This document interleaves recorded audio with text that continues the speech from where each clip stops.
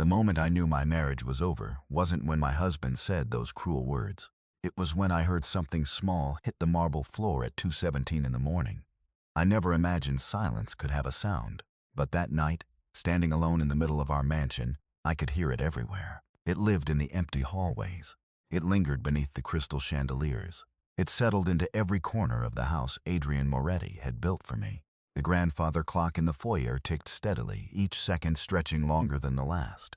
I stood at the top of the staircase, barefoot and exhausted, staring down into the darkness below. Adrian wasn't home yet. That wasn't unusual. Nothing about that part hurt anymore. The late meetings, the canceled dinners, the empty side of the bed, those wounds had become old enough to stop bleeding. But something felt different tonight. The air itself felt heavy, as if the house already knew what I was about to do. I tightened my grip around the suitcase handle beside me. One medium-sized suitcase. That was all I had packed after 10 years of marriage. 10 years reduced to a few changes of clothes, family photographs, and a life I could no longer carry. My eyes drifted toward the framed wedding portrait hanging above the fireplace. We looked so young, so certain. Adrian had been smiling in that picture, a genuine smile, the kind I hadn't seen in years. Back then, he used to look at me as if I were the only person in the room. Somewhere along the way, I became part of the furniture instead. Beautiful, familiar, easy to overlook. I glanced toward the front doors. Still no headlights outside. Still no sign of him. Maybe that was fitting. Adrian had missed so many important moments that missing this one almost felt poetic. I walked slowly toward our bedroom, my footsteps echoing against polished hardwood floors. The room was immaculate, just as the staff always kept it. The bed was perfectly made. The curtains were partially open, revealing the glittering Manhattan skyline beyond the glass. Millions of lights illuminated the city Adrian ruled through influence, wealth, and power. Yet none of those lights reached the darkness growing inside this room. I opened the jewelry box sitting on my dresser. Inside were diamonds, anniversary gifts, expensive pieces most women would dream of owning. My hand moved past all of them. There was only one thing that mattered. The wedding ring rested quietly in its place. Simple platinum, elegant, timeless. Adrian had slipped it onto my finger 10 years earlier and promised me forever. I picked it up and held it beneath the soft bedside lamp. For a moment, memories flooded back. The first dance, the honeymoon, the nights we stayed awake talking until sunrise, the mornings he kissed my forehead before leaving for work. The man I married still existed somewhere. I just didn't know where he had gone. A faint ache settled in my chest. Not anger, not even sadness, just exhaustion. The kind that comes when you spend years trying to save something alone. Slowly, I placed the ring in my palm and closed my fingers around it. My reflection stared back at me from the bedroom mirror. 30 years old, tired eyes. A woman who had spent too long waiting for someone to notice she was disappearing. Downstairs, the sound of a car engine finally broke the silence. Adrian was home. I looked once more at the ring resting in my hand. Then I whispered the words I never thought I would say. "Goodbye, Adrian." My fingers opened. The ring slipped free. It struck the marble floor with a soft metallic click. Such a tiny sound. Yet somehow it felt loud enough to shatter an entire life. 24 hours earlier, I had still believed there was something left to save. Looking back now, that might have been the saddest part. Hope has a strange way of surviving long after reason tells it to die. The ballroom glittered beneath crystal chandeliers large enough to illuminate an entire city block. Soft music drifted through the air while waiters moved between tables carrying silver trays filled with champagne. Everyone looked perfect. Wealthy couples laughed together. Business leaders exchanged handshakes. Photographers captured smiling faces that would appear in magazines by morning. From a distance, it looked like a celebration. Up close, it felt like a performance. I stood near the entrance, smoothing the navy blue fabric of my dress for what felt like the 10th time. Adrian was supposed to arrive an hour ago. I checked my phone again. No messages, no calls, nothing. Around me, guests kept asking the same question. "Where is Adrian?" I smiled politely every time. "He is running late." It was the answer I had been giving for years. Running late, busy, important meeting, emergency call. I had become an expert at making excuses for a man who no longer bothered making them himself. My friend Emily touched my arm gently. "Claire, maybe you should sit down for a minute." I forced a smile. "I am fine." She gave me a look that said she knew I was lying. Unfortunately, so did I. Tonight was supposed to matter, not because of the charity event, not because of the donors, not because of the cameras. It mattered because today was our 10th wedding anniversary. 10 years, 3,650 days, thousands of breakfasts eaten alone, thousands of dinners kept warm too long, thousands of promises postponed until later. I'd only asked for one evening, one dinner, one conversation, one reminder that I still existed somewhere in his world. The ballroom doors finally opened. Every head turned. Adrian stepped inside, surrounded by several associates wearing tailored suits. Confidence seemed to follow him like a shadow.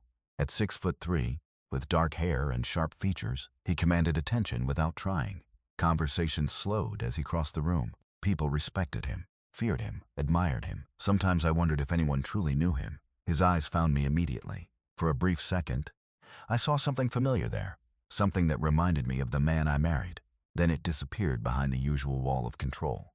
"You made it," I said when he reached me. I said I would. His voice was calm, businesslike, as if we were discussing a meeting instead of a marriage. I searched his face. "You are 2 hours late."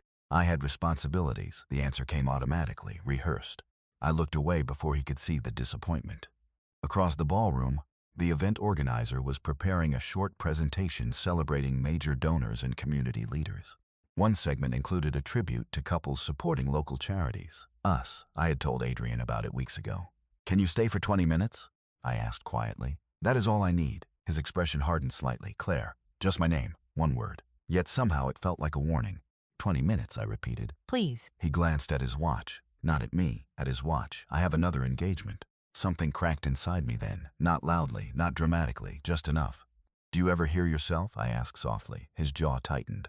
"This is not the place." "When is the place, Adrian?" For the first time, frustration flashed across his face. Several nearby guests suddenly became very interested in their drinks. "You are making this into something it does not need to be." I stared at him. 10 years together, and somehow I had never felt further away. Then he laughed, not cruelly, not loudly, just carelessly. The kind of laugh someone makes when they think nothing important is at stake. And in that moment, neither of us realized everything was. The laugh lasted only a second. The damage lasted much longer. Adrian rubbed a hand across his jaw and shook his head as if the entire conversation were an inconvenience standing between him and something more important. "Claire, you are overreacting." I stared at him. Around us, music continued playing. Glasses clinked. People smiled for photographs. The world kept moving while mine stood perfectly still. "Am I?" I asked quietly. "Yes." His voice remained calm, controlled. That was always his gift. He could discuss a broken marriage with the same emotional investment he gave a quarterly business report. "This is one evening." I almost laughed myself. One evening. That was what he saw. Not 10 years of cancellations. Not 10 years of promises postponed until next week. Not 10 years of sitting alone at tables meant for two. Just one evening. "You forgot what today is." The words left my mouth before I could stop them. For the first time, uncertainty crossed his face. Only for a moment. Then he looked away. That tiny hesitation told me everything. He had forgotten our anniversary. 10 years, gone from his mind completely. The realization should have hurt. Instead, I felt strangely numb, as though my heart had finally become too tired to break again. Adrian exhaled slowly. "Claire." There was a warning in his tone now. "Do not do this here." I looked around the ballroom. Hundreds of people. Hundreds of strangers. And somehow I had never felt more alone. "Where would you prefer?" I asked. "At home?" He said nothing. "Tomorrow?" Still nothing. "Next week?" His silence became an answer all by itself. A group of donors approached from across the room. They slowed when they sensed tension between us. Adrian noticed immediately. Reputation mattered. Appearances mattered. Maintaining control mattered. I suddenly realized something devastating. My feelings had spent years competing against things that would always come first. "I cannot keep doing this," I whispered. His expression tightened. "Doing what?" That question almost took my breath away. Not because it was cruel. Because he genuinely did not understand. I searched his face, hoping to find some sign that the man I married was still there. Some sign that he remembered who we used to be. Instead, I found impatience, "Waiting for you to choose me." The words hung between us, heavy, final. Adrian glanced toward the ballroom entrance where one of his associates was already checking his watch. Another meeting, another obligation, another place he believed he needed to be. Then he said the sentence that would replay in my mind for months afterward. "Claire, if a marriage cannot survive a few busy years, then maybe it was never that strong to begin with." The room seemed to tilt slightly. Not because the words were loud, not because anyone else heard them, because part of me knew he believed them.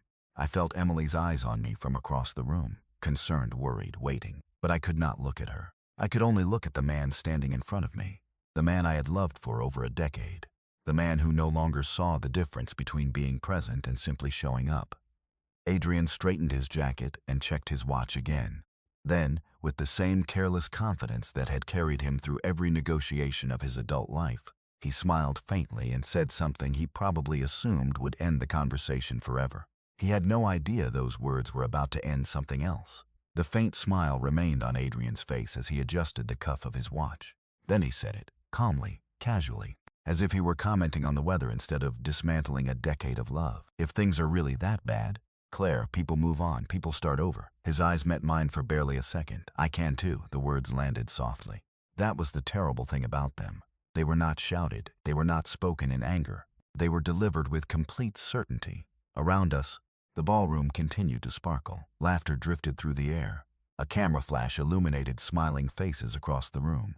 Nobody noticed the exact moment something inside me finally gave up. I stared at him for several seconds, waiting, hoping, expecting him to realize what he had just said, expecting regret to appear in his eyes. It never did. Instead, one of his associates approached. "Mr. Moretti, the car is ready." Adrian nodded without looking away from me. "Good." Then he turned his attention back to me as though we had merely disagreed about dinner plans. "We will talk tomorrow." Tomorrow. The word almost made me smile. Tomorrow had become the most crowded place in our marriage. Every conversation postponed until tomorrow. Every apology delayed until tomorrow. Every promise waiting somewhere inside tomorrow. I suddenly realized I did not want to live there anymore. "No," I said quietly. Adrian frowned slightly. "No? There is nothing left to discuss tomorrow." Something shifted in his expression then. Not concern, confusion. As though he could sense the conversation slipping beyond his control but could not understand why. For years, he had assumed I would stay. Through every disappointment, every absence, every forgotten milestone, he had mistaken loyalty for permanence. Claire. My name sounded different this time, sharper, more serious, but it was too late. The organizers stepped onto the stage and welcomed guests to the anniversary tribute presentation. Applause filled the ballroom. Couples began moving toward their assigned tables. I looked at the stage where our names were listed among the featured guests. Adrian never noticed. His phone vibrated in his pocket. Instantly, his attention shifted. Instantly. The habit was so automatic it almost felt rehearsed. He glanced at the screen, read a message, typed a response. And in that tiny moment, I saw the truth with painful clarity. It was not that he could not make time for me. It was that he no longer believed he needed to. The ache I had carried for years suddenly became something else. Peace, cold, quiet, final peace. I reached up and touched the wedding ring resting against my finger. 10 years. I remembered the day he placed it there.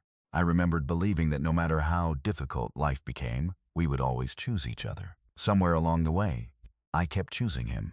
He stopped choosing us. Adrian slipped his phone back into his pocket. "I have to go," I nodded. "I know." He hesitated. Maybe he expected tears. Maybe he expected another argument. Instead, I simply stepped backward. "Goodbye, Adrian." For the first time all evening, genuine surprise appeared in his eyes. But before he could respond, I turned away.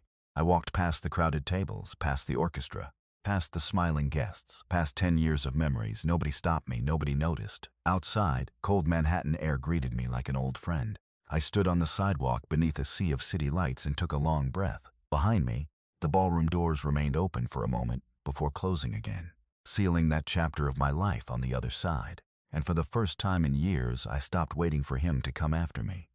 By the time Adrian returned to the mansion, it was well past midnight. The city lights shimmered beyond the tall windows as his driver pulled away from the front entrance. Another successful evening.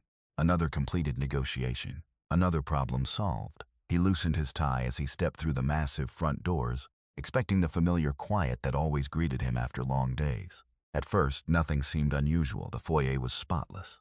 The chandeliers glowed softly overhead. Everything appeared exactly as it had for years. Yet something felt wrong. He could not explain it. The house seemed colder somehow, larger, emptier. Adrian dismissed the feeling immediately. Exhaustion, he told himself. He handed his coat to a staff member and walked toward the staircase. "Has Claire gone to bed?" The housekeeper hesitated, only for a second. "I have not seen Mrs. Moretti this evening, sir." Adrian frowned slightly. "What do you mean? I assumed she was with you." A strange discomfort settled in his chest. Small, irritating, easy to ignore. "She was at the gala." The housekeeper nodded. "Then perhaps she is resting upstairs." Adrian said nothing as he continued toward the second floor. The discomfort remained. The bedroom door stood partially open. He pushed it wider and stepped inside. The room was dark except for a single lamp glowing beside the bed. Claire always left one lamp on when she waited for him. Always. Adrian glanced toward her side of the room. Empty. The bed untouched. His eyes moved toward the dresser. Something looked different. He could not immediately identify what it was. Then he noticed the jewelry box sitting open. A faint crease appeared between his brows. "Claire?" His voice echoed softly through the room. No answer. He crossed the space slowly. The silence felt heavier with every step. Then his shoe brushed against something on the floor. A tiny metallic sound echoed through the room. Adrian looked down. For a moment, he simply stared. The wedding ring lay on the marble beside the dresser, motionless, waiting. His pulse slowed, then quickened, then slowed again. The sight made no sense. Claire never removed it. Not during arguments, not during difficult years, not even during the worst moments of their marriage. Yet there it was. He bent down and picked it up. The platinum felt cold against his palm. For several seconds, he simply stood there holding it. A memory surfaced unexpectedly. Claire laughing beneath summer sunlight on their wedding day. Claire dancing barefoot in the kitchen years ago. Claire falling asleep on his shoulder during a flight home from Chicago. The memories arrived without permission. Adrian closed his hand around the ring. Suddenly the room felt unfamiliar. His gaze moved toward Claire's closet. The door stood slightly open. He walked over and pulled it wider. Empty spaces greeted him. Several hangers remained. Most did not. His stomach tightened. He crossed to the bathroom. Empty the sitting room. Empty the balcony. Empty. Claire. The name sounded different this time. Sharper. More urgent. No answer came. Adrian pulled out his phone and called her immediately. Straight to voicemail. He called again. Same result. A third time. Nothing. The discomfort that had followed him upstairs transformed into something else entirely. For the first time that night, he remembered her final words outside the ballroom. "Goodbye, Adrian." He had barely thought about them at the time. Now they echoed through his mind with terrifying clarity. Standing alone in the silence of their bedroom, clutching the ring she had worn for 10 years, Adrian realized something he had never considered possible. Claire was gone. I did not sleep that night, neither did Adrian. The sun rose over Manhattan, casting pale gold light across the bedroom windows, but nothing felt different. Claire was still gone. Her side of the bed remained untouched. Her phone continued going straight to voicemail. The ring never left his hand. By 7 o'clock, Adrian had canceled every meeting on his schedule. That alone would have shocked most people who knew him. Work had always come first, deadlines came first, deals came first. Entire industries adjusted themselves around his calendar. Yet now he sat alone in the bedroom staring at a small piece of platinum, while the rest of his empire waited. Around 9 o'clock, he opened Claire's nightstand drawer looking for anything that might explain where she had gone. At first, he found nothing unusual. A book she had been reading, a bottle of hand lotion, reading glasses, ordinary things, familiar things. Then he noticed a stack of envelopes tied together with a pale blue ribbon. His name was written across the top envelope, Adrian. No date, no explanation. Just his name in Claire's handwriting. He stared at it for several seconds before opening it. The paper trembled slightly in his hand. Not because he was afraid of what it contained, because some part of him already knew. The first letter was short. "I waited for dinner again tonight. The pasta got cold after an hour, then 2 hours. I finally put everything away at 10:30. I know you are busy. I know you are building something important. I just wish I still felt important too." Adrian swallowed hard. He immediately reached for the next letter, then another, then another. The letters stretched across years. Hundreds of small moments he had forgotten. Claire remembered all of them. Every canceled vacation, every anniversary dinner missed, every promise delayed. None of the letters sounded angry. That somehow made them worse. She never accused him, never insulted him. She simply told the truth. One letter described waiting in a hospital emergency room after a health scare while checking the entrance every few minutes hoping he would arrive. Another described attending a charity fundraiser alone because he had canceled 30 minutes beforehand. Another talked about sitting beside the Christmas tree after midnight because he had promised to be home before dinner. Adrian read until his eyes burned. The room around him disappeared. There was only Claire's voice. Quiet, honest, heartbroken. One letter finally stopped him cold. It was dated 6 months earlier. "I still love you. That is the problem. If I did not love you, leaving would be easy. But every time I think I am done hoping, I remember the man who used to dance with me in the kitchen. I remember the man who once drove 3 hours just to bring me soup when I had the flu. I keep waiting for him to come back." Adrian lowered the letter slowly. Memories flooded his mind. The early years, the laughter, the conversations that lasted until sunrise. Somewhere along the way, he had convinced himself things would always be there waiting for him. Like furniture, like walls. Permanent, unchanging, guaranteed. He looked around the empty bedroom again. For the first time, he understood something Claire had known for years. Love was not something you owned. It was something you chose, again and again and again. And while Claire had spent 10 years choosing him, he had spent 10 years assuming she always would. 3 days passed before Adrian finally admitted the truth. Claire had not left to make a point. She had not gone to stay with a friend for a weekend. She was not waiting for him to call. She was building a life without him. The realization followed him everywhere. Into boardrooms, into elevators, into the back seat of every car. For the first time in years, work felt meaningless. Reports piled up untouched on his desk. Assistants waited outside his office for signatures that never came. Entire meetings ended with Adrian staring out floor-to-ceiling windows while people repeated questions he never heard. One afternoon, his longtime advisor Marco closed the conference room door after everyone else left. "You need to eat something." Adrian barely looked up from the photograph in his hand. It was an old picture taken during a summer trip to Cape Cod. Claire was laughing at something outside the frame. "Did you find her?" Adrian asked. Marco hesitated. "Not yet." Those two words had become the soundtrack of his life. Every private investigator, every contact, every resource, nothing. Claire had disappeared without drama, without headlines, without leaving a trail behind. The woman who once organized every detail of their lives had quietly erased herself from his world. That night Adrian walked through the mansion again, room by room, slowly. The house had become a museum of things he never noticed before. A half-finished watercolor painting near the sunroom. A blanket folded neatly across a reading chair. A cookbook filled with handwritten notes in Claire's careful script. Everywhere he looked, he found evidence of her existence. Evidence he had somehow managed to ignore while she was standing right beside him. In the kitchen, he opened a cabinet, searching for coffee. Instead, he found a collection of anniversary cards. Every year Claire had bought one. Some had never been opened. Some had never even been given to him because he had been traveling. Adrian sat down at the counter and read them one by one. The earliest cards were playful, romantic, full of hope. The later ones became shorter, more careful, as though she had been trying not to ask for too much. One card stopped him completely. "Happy anniversary. I know life is busy. I know you carry responsibilities most people cannot imagine. I just hope one day you realize that being needed by everyone else is not the same thing as being loved by someone." Adrian closed his eyes. For the first time in years, he felt powerless. Money could solve problems. Influence could open doors. Connections could move mountains. None of those things could make Claire answer her phone. None of them could erase 10 years of neglect. Weeks passed, then months. Seasons began changing outside the windows. Autumn leaves covered Manhattan sidewalks. The city moved forward. Claire did too, somewhere. Adrian could feel it. Every morning he woke up expecting a message that never arrived. Every evening, he found himself staring at the empty chair across the dinner table. Then, nearly 6 months after she left, Marco appeared in his office carrying a single file. Adrian looked up immediately. His pulse quickened before a word was spoken.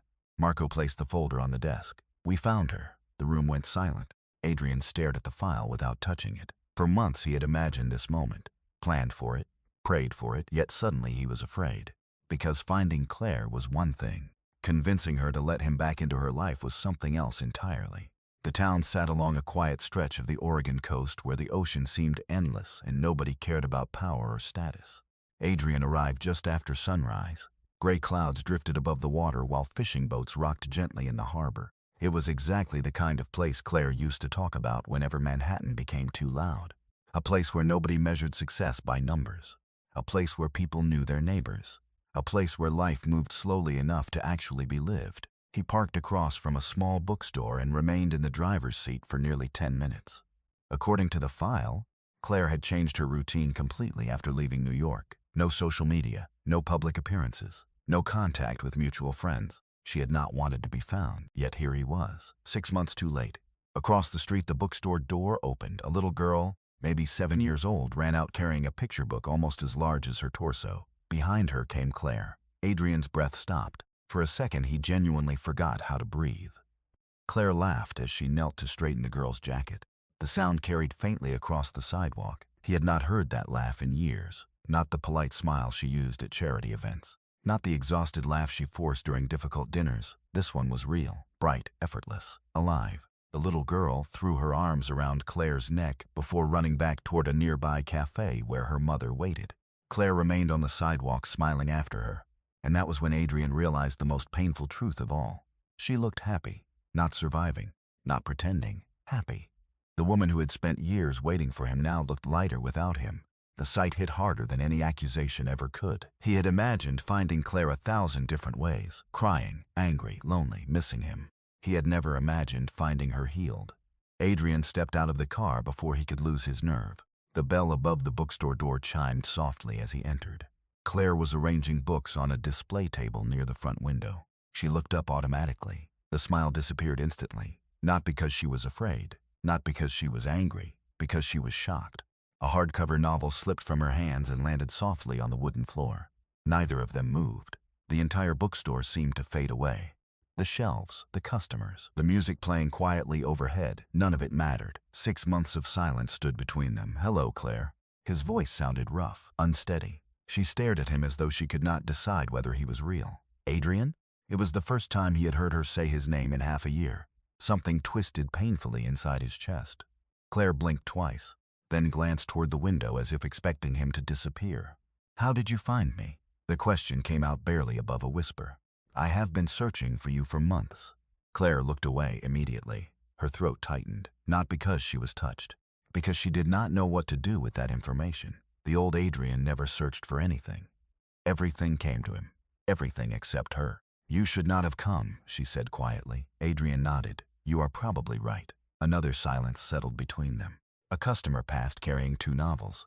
Outside, waves rolled toward shore. Life continued normally while both of theirs stood completely still. Then Claire looked directly into his eyes. And for the first time since he arrived, Adrian saw it. Not anger, not hatred, hurt. The kind that does not disappear just because someone finally shows up. Claire did not answer right away. She stood quietly beside the counter, while afternoon sunlight spilled through the bookstore windows and painted golden patterns across the wooden floor. Outside, the ocean continues its endless conversation with the shore. Inside, neither of us seemed capable of finding the right words. Finally, she looked down at the platinum ring resting between us. The same ring I had carried every day since the night she left. "Do you know what I learned after I came here?" she asked softly. I shook my head. Claire smiled, but there was sadness behind it. "I learned that peace is not something another person gives you. It is something you stop sacrificing." The words settled heavily inside my chest. For years I had convinced myself I was building a perfect life for her. The house, the security, the future. I thought love worked like success. I thought if I built enough, earned enough, protected enough, the people I loved would stay. I was wrong. Claire did not leave because I failed to provide for her. She left because I stopped showing up for her. Somewhere along the way, I confused being responsible with being present. I confused giving her everything with giving her myself. The hardest lesson of my life was realizing that people do not leave when they stop being loved. They leave when they stop feeling loved. And by the time I understood the difference, I was standing alone in a mansion holding a wedding ring. I looked at Claire and saw tears gathering in her eyes, not because she wanted to cry, because some wounds take time to stop hurting. "I cannot undo what I did," I said quietly. "I know that." She nodded. "No, you cannot, but I can become better than the man who let you walk away." Claire studied me carefully. For a long moment, she said nothing. Then she glanced at the watch I had left beside the ring, the symbol of every missed dinner, every forgotten anniversary, every time I chose something else first.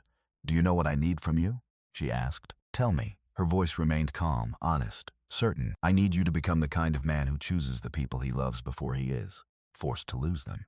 The sentence hit harder than anything else she had said, because it was true. I had spent years believing there would always be another chance. Another dinner, another anniversary, another tomorrow. Standing there, I finally understood that tomorrow is not a promise. It is a privilege, one that disappears when taken for granted. Claire reached for the ring but did not put it on. Instead, she held it gently in her palm and looked out toward the ocean. "I am not promising anything," she said. "I know. Trust takes time. I know." A small smile appeared at the corner of her lips. The first genuine smile I had seen directed at me in a very long time. It was not forgiveness, not yet. It was something more valuable, hope. Outside, waves rolled toward the shore beneath a sky beginning to clear.